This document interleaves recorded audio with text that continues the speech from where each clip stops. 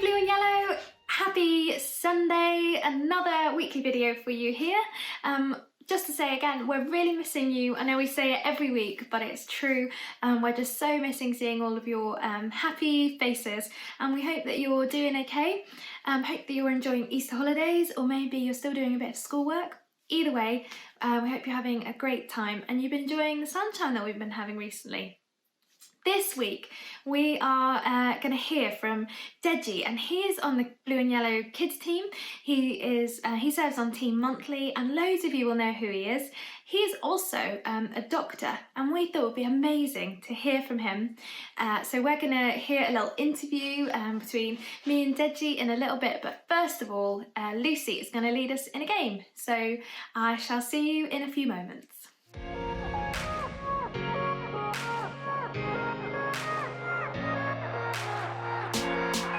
Hi guys, it's me Lucy, and today we're going to be playing a little game of Would You Rather.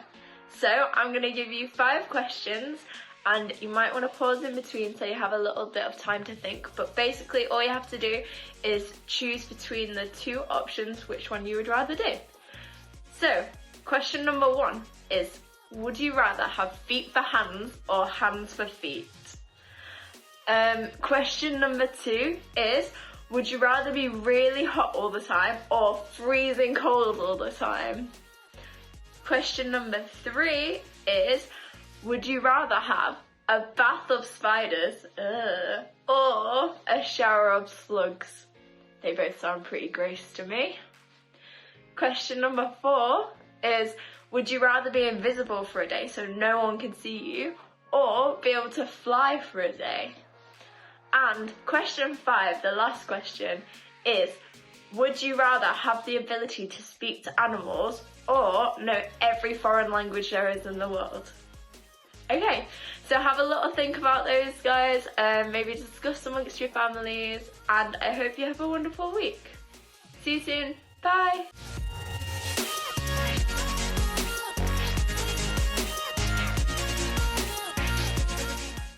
That was super fun. Thank you, Lucy. Hope you guys enjoyed that as well. So yeah, as I said, we are going to be hearing from Veggie in a little bit, but just to start and give just a bit of an idea of why we're listening and going to hear something from Veggie. This week is the week after Easter Sunday, which is known as Ascension Sunday, and that's really marking how Jesus in the Bible, after his death and resurrection, ascends to heaven and goes to be with his Father in heaven. But before Jesus ascends to heaven, we read that he visits and meets with his disciples loads of different times, and one particular time is in John, where the disciples have gone back to fishing and they have fished all night long. You guys might know the story, and they haven't caught a single fish, literally nothing, and they are like used to be professional fishermen and haven't caught a single one. And early in the next morning, a man who they don't know who it is yet shouts at them from the shore, and he shouts, "Put your net on the other side of the boat." And they do that, and within a little bit their nets are full to the brim of fish. And it turns out that that person who shouted that from the shore is Jesus. And Peter, one of the disciples, he realises this, and he gets out of the boat and he swims to the shore because he knows it's Jesus. And just a couple things that we can take away from that story is the first one, Jesus helps us. God is our helper in every way, and just as the disciples were fishing and just could not find any fish, in a really practical way, Jesus says, put your nets on the other side and there's fish. And in loads of different ways, Jesus is our helper now. And I don't think any of us particularly fish, so it will look different to that, but in a similar way, he longs to help us and be our helper. And sometimes it sounds a bit crazy. Sometimes it's like, what's the point in putting your net on the other side when they haven't got anything all night? But sometimes we just have to be obedient and listen to what God says. Sometimes he helps us by encouraging us, giving us a word or a picture in our mind. Sometimes he encourages us and helps us by speaking to us. And the second part of that story, Peter and Jesus, they meet on the shore. Peter reaches the dry ground where Jesus is stood, and Jesus says, "Do you love me?" And Peter says, "You know I love you." And Jesus asks him that 3 times. And then Jesus says, "If you love me, take care of my people." And for Peter, that meant that he was going to start the church as we kind of know it as today. And that's an amazing way that Peter was able to take care of his people. But Jesus asks the same of each one of us, but in maybe a slightly different way. So he says, "Take care of people as I've taken care of you." And Jesus, we see, took care of his disciples by helping them fish on the other side, and he takes care of us in ways that I said a little bit ago. And he asks us to now take care of others. And the amazing thing about that is that it looks different for every one of us in what way that will be. For some of us, like Veggie, how we're about to hear, that means becoming a doctor. That's where God called him. For others of us, it means being a hairdresser and being able to encourage people and chat to them. For others, it might be working in a supermarket. And currently, that is an absolutely essential job to have in this time where we all need feeding still. And whatever way God asks it of us, it's not necessarily what we do, but who we are and who we believe in, and how we bring encouragement and care to people through what we do. So I hope you enjoy the interview with Veggie, and it just shows a little glimpse into how God is using Veggie to take care of people during this time, and inspires you and me in how we can take care of people as well.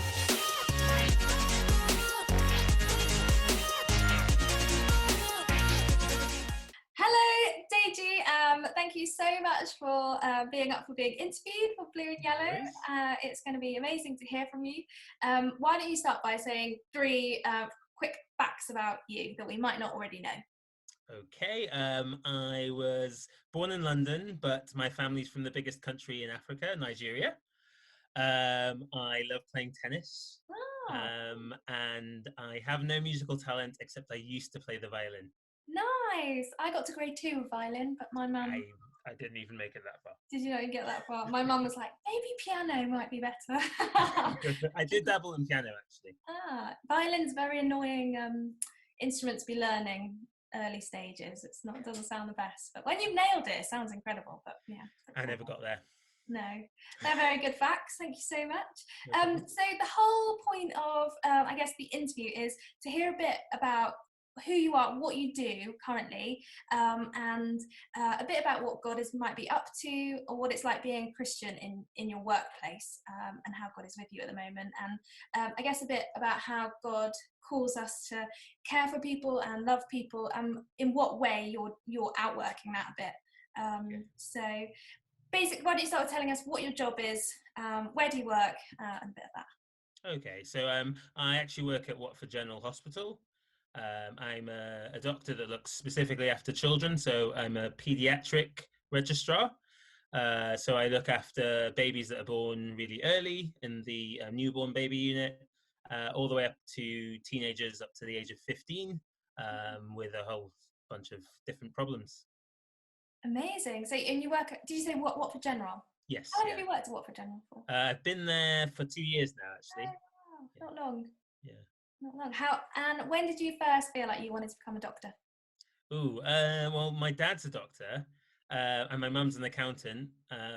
So weirdly, I thought, oh, I'm either going to be a doctor or an accountant.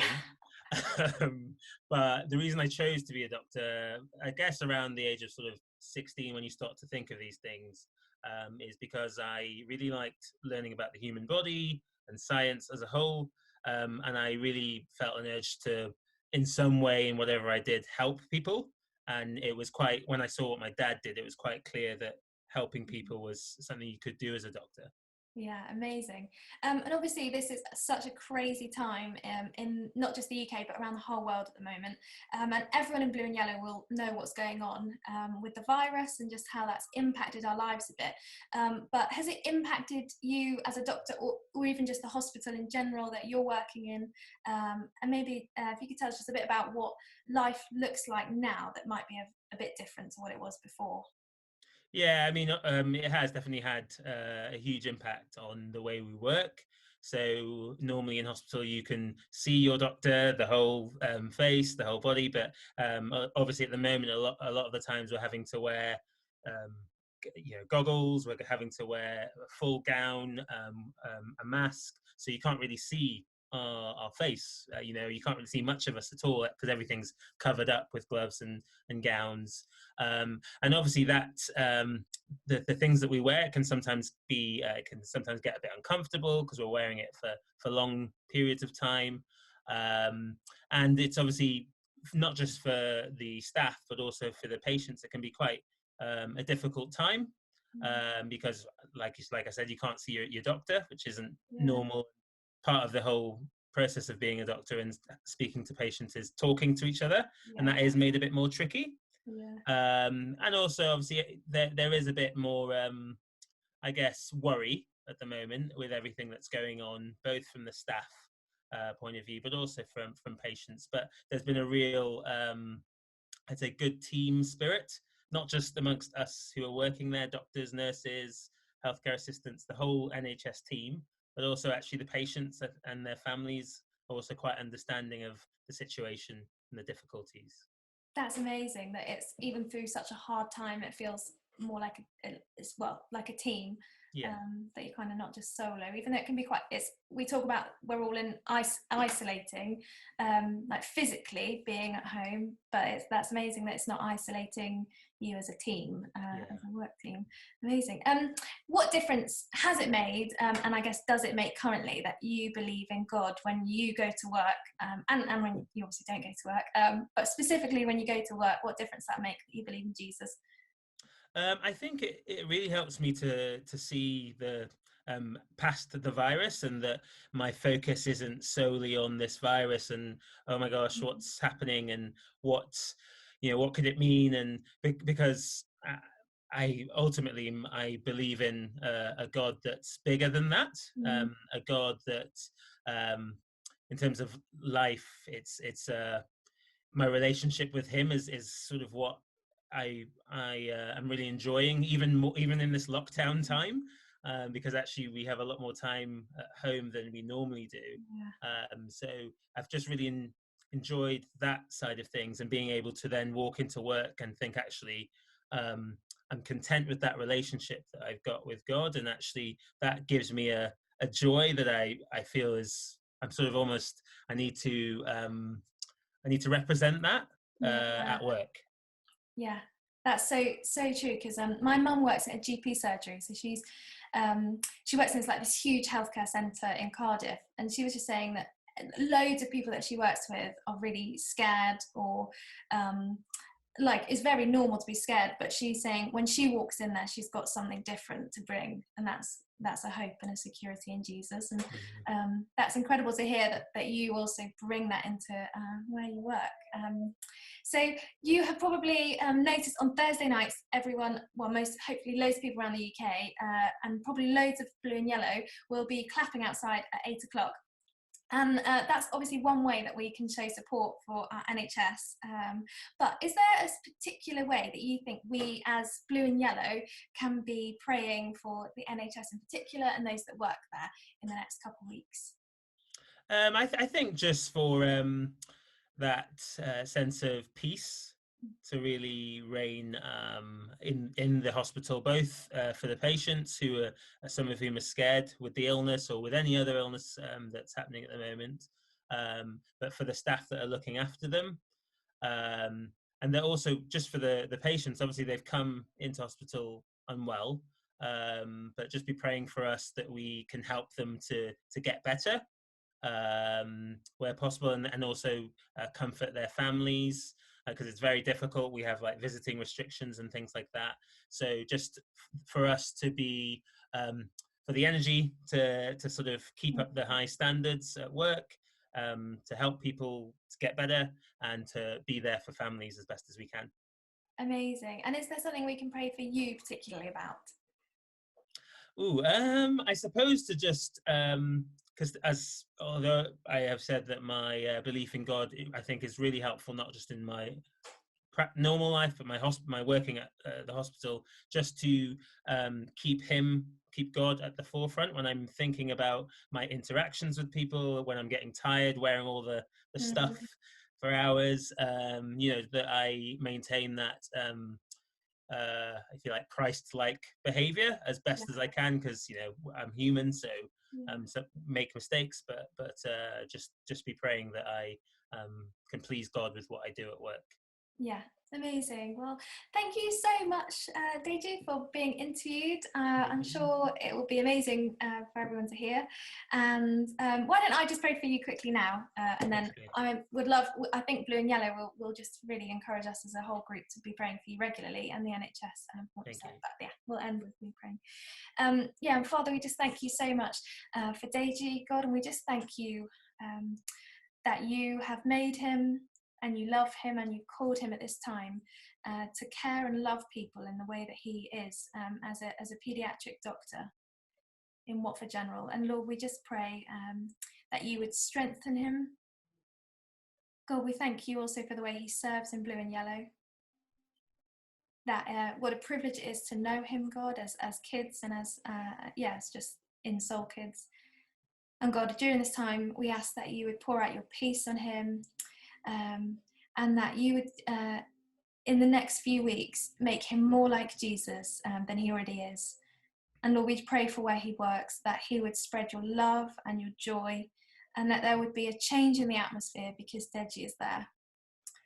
We thank you for him and all who work for the NHS. Amen. Amen.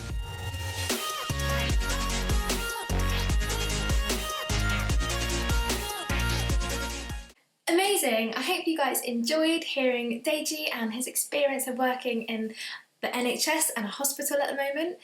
It was so good for us to hear practically about what difference it makes being a Christian in what you do as your job. And I would love to leave us with a little challenge this week of just as Jesus said to Peter, take care of my people, when he met him on the shore after he told them to fish on the other side of the boat.